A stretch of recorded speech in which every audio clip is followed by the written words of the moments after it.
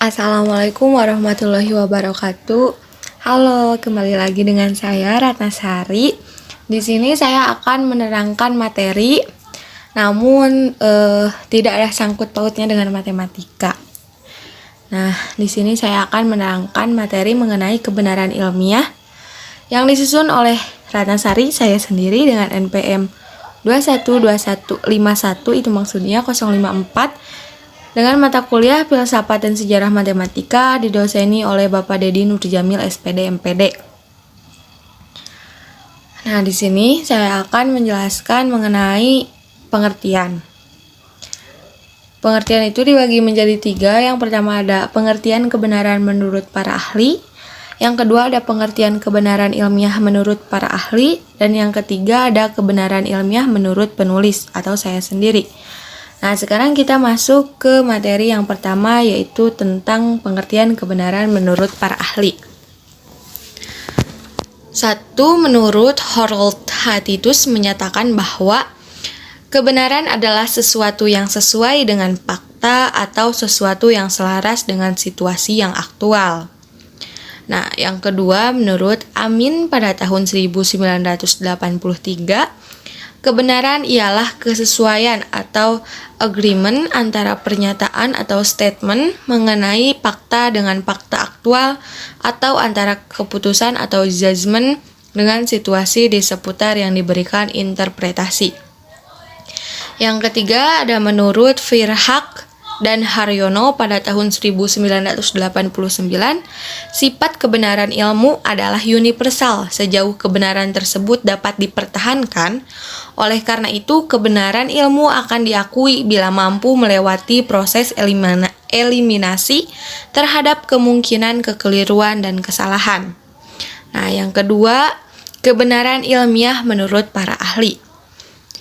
Menurut Bagus, kebenaran ilmiah adalah salah satu pokok yang fundamental atau mendasar dan senantiasa aktual atau benar-benar ada dalam pergumulan atau permasalahan hidup manusia. Permasalahan hidup manusia ini merupakan upaya mempertanyakan dan membahasakan kebenaran-kebenaran. Boleh dikatakan merupakan tema yang tak pernah tuntas untuk diangkat ke ranah akal atau batin manusia. Nah, secara sederhananya, kebenaran ilmiah adalah sesuatu yang sesuai dengan fakta atau sesuatu yang selaras dengan situasi aktual yang di dalamnya terdapat metode-metode ilmiah. Nah, karena yang pertama ada kebenaran saja, pengertian kebenaran saja menurut para ahli itu disebutkan bahwa kebenaran adalah sesuatu yang sesuai dengan fakta. Namun, pada kebenaran ilmiah ini ditambahkan lagi kata-kata tentang yang di dalamnya terdapat metode-metode ilmiah, seperti itu. Lalu selanjutnya ada pengertian kebenaran ilmiah menurut penulis atau menurut saya sendiri tentang kebenaran ilmiah adalah salah satu pokok yang fundamental atau mendasar dan senantiasa aktual atau benar-benar ada dalam pergumulan atau permasalahan hidup manusia, merupakan upaya mempertanyakan dan membahasakan kebenaran-kebenaran. Boleh dikatakan merupakan tema yang tak pernah tuntas untuk diangkat ke ranah akal atau batin manusia. Serta kebenaran adalah keadaan yang cocok dengan keadaan yang sesungguhnya. Itu berarti kebenaran merupakan tanda yang dihasilkan oleh pemahaman atau kesadaran yang menyatu dalam bahasa yang logis, jelas, dan terpilah-pilah. Nah, kenapa pada kalimat pertama tentang kebenaran ilmiah adalah bla bla bla bla itu sama dengan menurut Bagus? Karena menurut saya juga begitu, benar jika kebenaran ilmiah ini salah satu pokok yang mendasar dan senantiasa aktual dalam permasalahan-permasalahan hidup manusia, seperti itu. Nah, selanjutnya ada ciri-ciri kebenaran ilmiah. Yang pertama ada struktur yang rasional atau logis, yang kedua ada isinya yang empiris, dan yang ketiga ada dapat diterapkan atau pragmatis. Kita bahas yang pertama mengenai struktur yang rasional atau logis.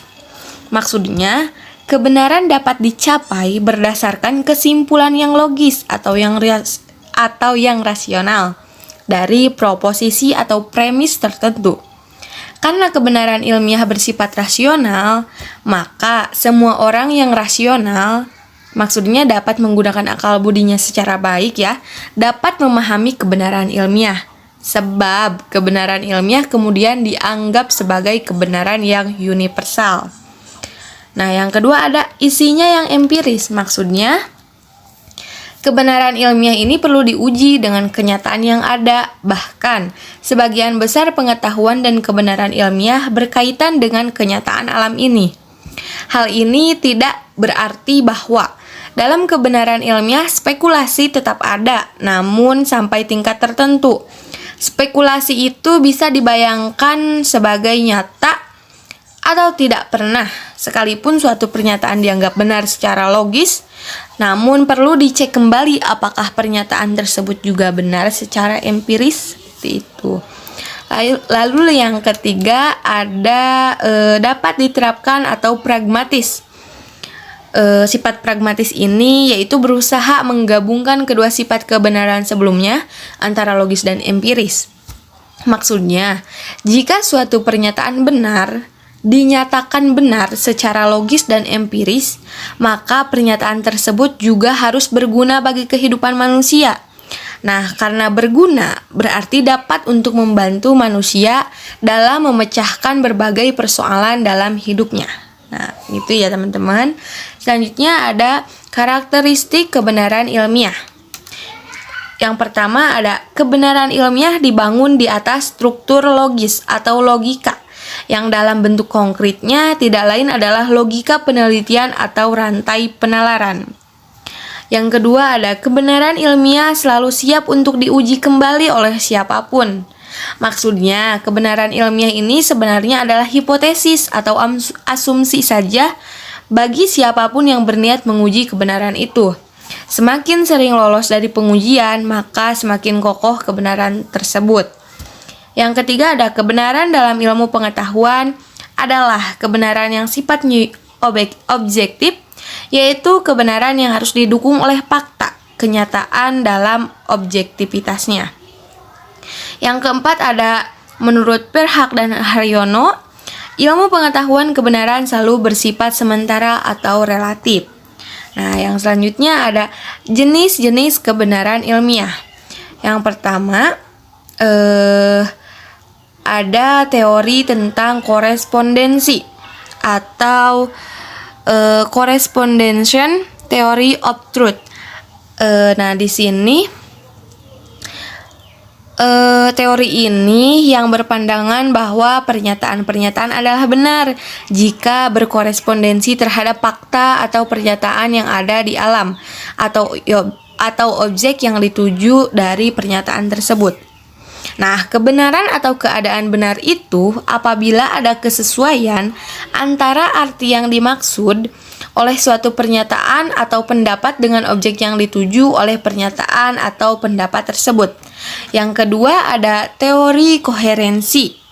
Maksudnya, teori ini yang didasarkan kepada kriteria koheren atau konsistensi. Jadi teori ini berpendapat bahwa kebenaran ialah kesesuaian antara suatu pernyataan dengan pernyataan-pernyataan lainnya yang sudah lebih dulu diketahui, diterima, dan diakui sebagai benar. Nah, yang ketiga ada teori pragmatisme. Nah, pragmatisme berasal dari bahasa Yunani, pragmai, yang artinya dikerjakan, yang dilakukan, perbuatan, tindakan. Nah, sebutan bagi filsafat yang dikembangkan oleh William James di Amerika Serikat. Menurut teori ini, kebenaran suatu pernyataan diukur dengan kriteria apakah pernyataan tersebut bersifat fungsional dalam kehidupan praktis manusia.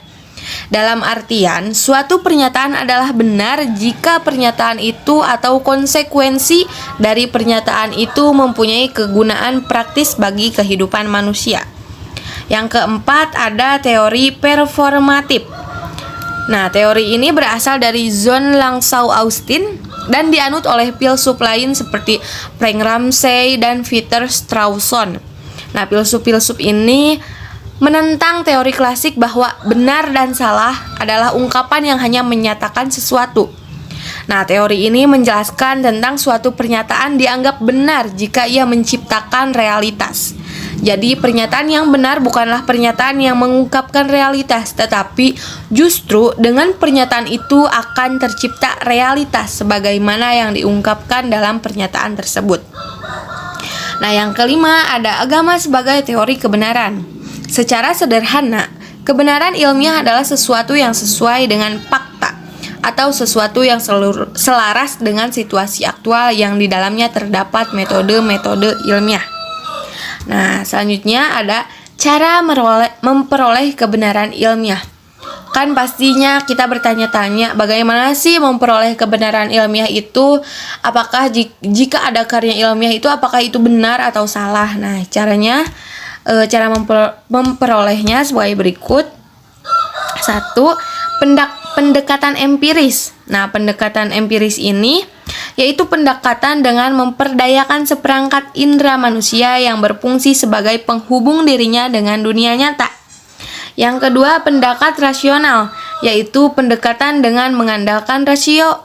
Yang ketiga, pendekatan intuitif, merupakan pendekatan yang didapatkan tanpa melalui proses penalaran tertentu.